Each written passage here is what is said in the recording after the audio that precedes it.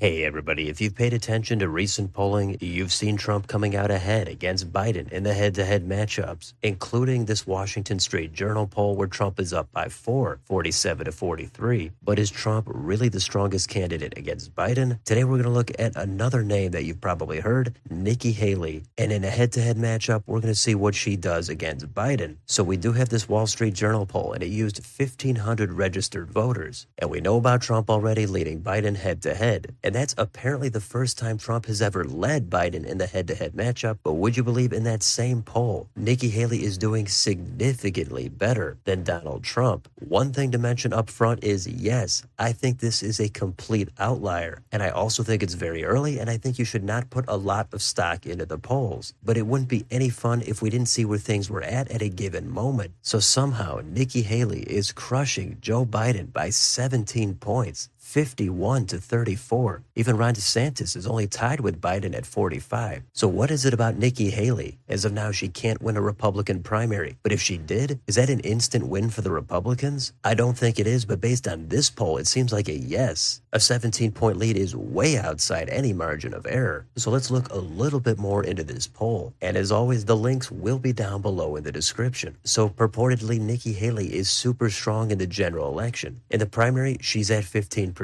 Trump is at 59. That's unchanged since the previous poll in August. But Nikki Haley has almost doubled her support, even overtaking Ron DeSantis in the process. So in the past 2 months, you've got to give her credit. She has risen in the polls, but she's still not at all in contention for overtaking Trump. Now, how about the head-to-head matchups? We're not going to focus on Trump this time. So first we've got DeSantis. Again, he's tied with Biden at 45. But look at this, Nikki Haley, she's at 51. Biden is all the way down at 34. There's still 15% undecided. So theoretically, if you give all those undecideds to Biden, then it would be within the margin of error. So do I have confidence in this poll? Absolutely not. I'm just here to present the data. You can draw your own conclusions. But no matter how you slice it, Biden is getting trounced. So either Haley is the perfect candidate that Republicans have been waiting for, or this is a superficial advantage. Now, there's not a lot of polls here, but let's see how she does in the key swing states. First, in Georgia, which is probably the state I think she would be most likely to win, there's one New York Times Siena College poll. Haley is up by 5, 45 to 40. How about Arizona? That's an important state. That same poll has Nikki Haley up 9, 46 to 37. In Nevada, she's up by the same 9-point margin, 46 to 37. In the key Rust Belt state of Wisconsin, that might be where the entire election is won or lost. Haley up huge, 14 points, 53 to 39. In the Marquette poll, she's up by 9, 53 to 44. If we go on to Pennsylvania, she's up by double digits, a 10-point advantage, 49 to 39.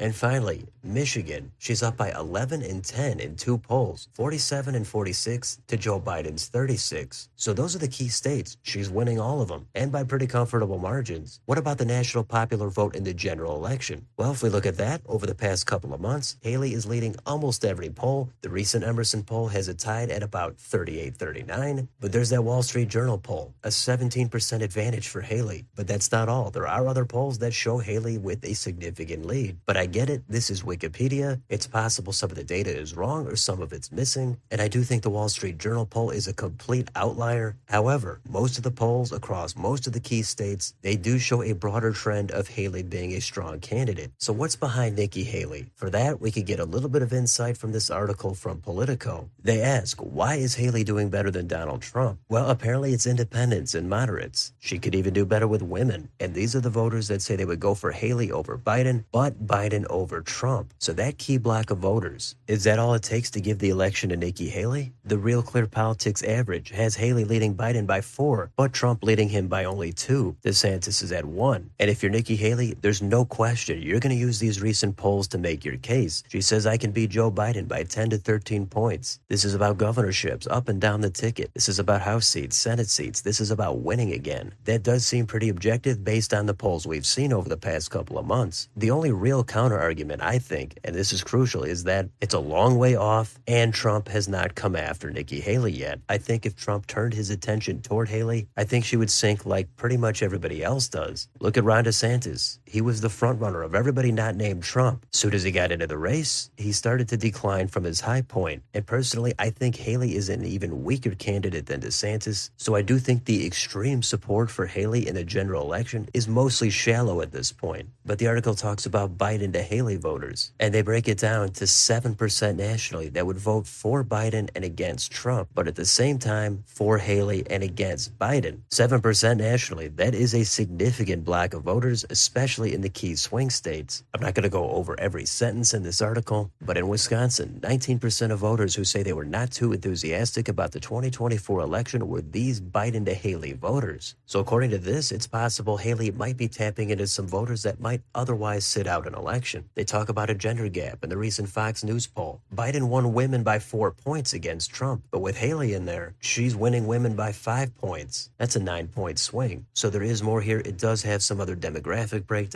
Read over it or pause the video if you'd like. So what's the deal with Nikki Haley? Well, as I said, I do think she's had a great couple of months. I think the establishment really likes her. She's courting the big donors, but she has no serious shot to take out Trump. I don't even know if she could beat DeSantis head-to-head. And if Trump was in any danger, all you'd have to do is go after her on social media or put out a couple of ads. I'm sure there's plenty of anti-Haley meat for the Trump base, and maybe I'm wrong, but I don't really think Trump would be in any danger of losing the nomination. But if somehow it was Haley in the general election against Biden, it's hard to say how strong she would actually be, but I do think the Trump base does not like Nikki Haley, and they're going to stay home or vote third party, and that would put her in serious jeopardy of losing the Rust Belt. She could make up for it with some independents or disaffected Biden voters, but Haley seems like a candidate 10 or 20 years ago that would absolutely struggle in the Rust Belt, and at this point it does seem like she's a continuation of George Bush. That's already what the base has rejected. It is always possible things have changed. There's been political realignments, and states would actually support Haley. So in a general, I think third-party support would go up if it was Nikki Haley, and that's the one thing I didn't really address here. With 4, 5, or 6 candidates on the ballot, it really compounds the difficulty of analyzing a general election. Plus, as I always say, we don't know what the national environment would be, and maybe this is the low point for Biden. Maybe in a couple of months he starts doing a lot better, he puts out some executive orders, he gets his base in line, and he's right back in it. So Haley clearly has a lot less baggage than Trump. She's not in danger of being convicted in any trials, but she does not have that fervent base of support behind her. People who never vote, they're going to probably come out for Trump, and there's going to be plenty of voters that come out to vote against him. So you could go on and on about this, but I'm going to leave it there for now. So let me know in the comments, is Nikki Haley the answer for the GOP, or is she just the flavor of the month and her support would erode in a general election? Or maybe you're a big supporter of Haley and you prefer her as an alternate to Donald Trump. Tell me why you think her support would last. Let me know your thoughts down below. On your way out, don't forget to like, share, and subscribe. Hit the bell for notifications. Thanks for watching, and I'll see you next time.